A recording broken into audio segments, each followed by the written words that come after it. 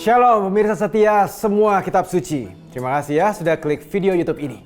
Kiranya kebenaran firman Tuhan yang disampaikan bisa menerangi kehidupan saudara dan memampukan saudara berbagi kebenaran ini kepada kerabat, sahabat, dan komunitas saudara. Jangan lupa ya, berkat Tuhan jangan sampai disimpan sendiri.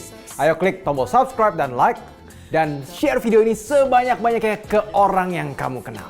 Tuhan Yesus memberkati.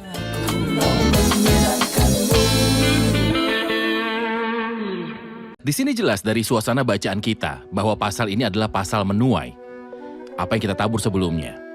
Seperti keluarga Ahab menuai, Yehu menuai, dan Ahazia menuai apa yang ditabur sebelumnya. Alkitab memberitahu kita prinsip yang jelas karena apa yang ditabur orang akan dituainya pula.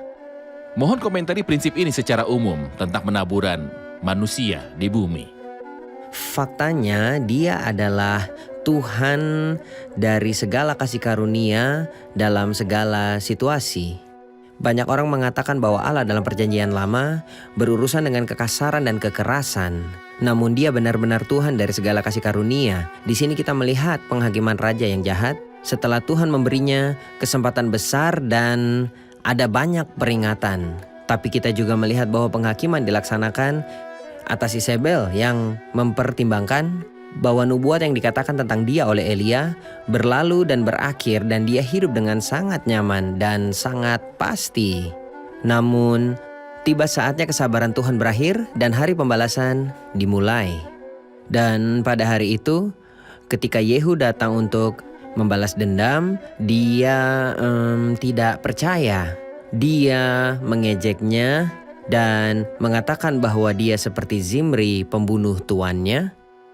Dan dia mulai mengecat matanya dan mengambil posisi seolah-olah dia masih berusaha mempengaruhinya sebagai seorang wanita.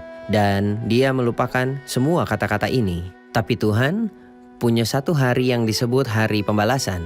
Dan sebenarnya hari pembalasan, saudara, ayat datang setelah panjang sabar Tuhan terhadap orang Dia tersebut. memberi kesempatan besar untuk bertobat. Tepat, namun manusia menyalahgunakan kekayaan kebaikan dan kesabarannya tanpa mengetahui bahwa itu dimaksudkan untuk menuntunnya pada pertobatan. Pada akhirnya jika manusia tidak menanggapi tindakan anugerah dan kesempatan yang diberikan Tuhan kepadanya dan tidak menanggapi suara-suara yang dia kirimkan, kita melihat bahwa Isabel diperingatkan oleh Elia. Dan kita melihat bahwa kejahatannya meningkat setiap hari meskipun dia melihat efeknya pada hidupnya dan di kerajaan. Dan dia melihat betapa kejahatan menyebabkan masalah, tetapi pada akhirnya dia bersikeras untuk melanjutkan perjalanannya, dan itulah mengapa penghakiman dilaksanakan. Setiap saat Isabel dapat kembali dari kejahatannya dan dapat bertobat serta menanggapi untuk suara yang Tuhan kirimkan. Namun sayang, dia lanjutkan sampai akhir. Sampai dia menuai apa yang dia tabur dan mungkin lebih. Dan menuai jenis yang sama dengan taburan.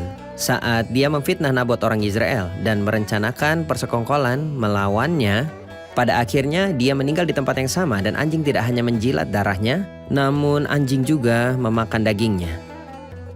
Dr. Esam, saat ini kita berbicara tentang karakter jahat ini, Isabel, yang telah kita sebutkan dalam kitab 1 Raja-Raja.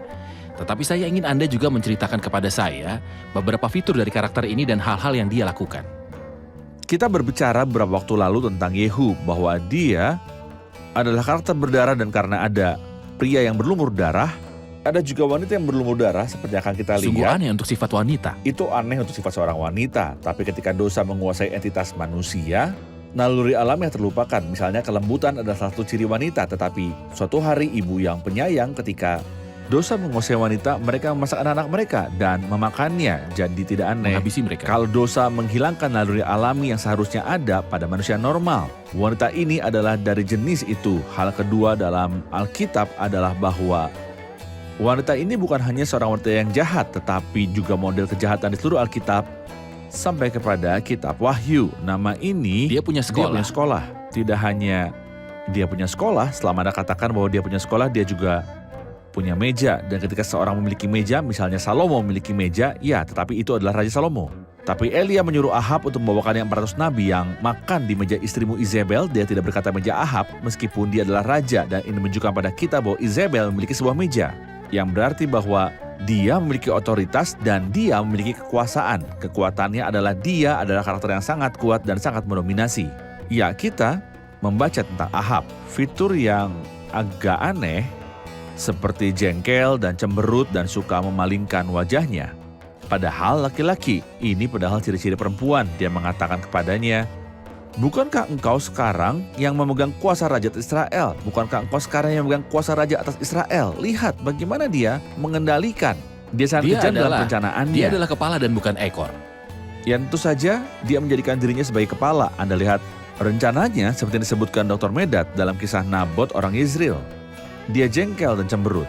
Tapi dia tahu bagaimana membuat rencana. Dan ketika dia berencana, dia mengirimkan perintah kepada para tetua. Bukan saran, tetapi perintah yang sangat terorganisir dengan baik. Konspirasi yang sangat terencana untuk memastikan bahwa Nabot akan dibunuh dan kebun anggurnya pasti akan dirampas. Dan dia mengambil kebun anggur itu dan menyuruh Ahab untuk bangkit dan mewarisi kepemilikan kebun anggur Nabot orang Yezreel itu. Dia adalah seorang pembunuh.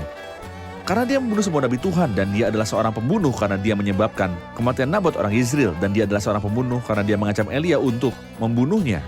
Dia tidak hanya melakukan kejahatan, tapi dia bersikeras menggoda suaminya untuk melakukan kejahatan dan dia bersikeras bahwa semua orang akan mengikutinya dan bahwa dia memimpin orang-orang di jalannya untuk melakukan kejahatan karena dia mendirikan penyembahan Baal. Dengan cara yang paling mengerikan daripada di zaman Yerobeam putra Nebat di antara orang-orang ini. Sahabat Pijar TV, terima kasih sudah menjadi pemirsa setia program-program Pijar TV. Kami sungguh rindu agar saudara bukan saja diberkati dengan menyaksikan program-program ini, tetapi juga dapat berinteraksi dengan kami untuk berdiskusi dan bahkan didoakan melalui WhatsApp dan telepon yang tertera di layar kaca ini.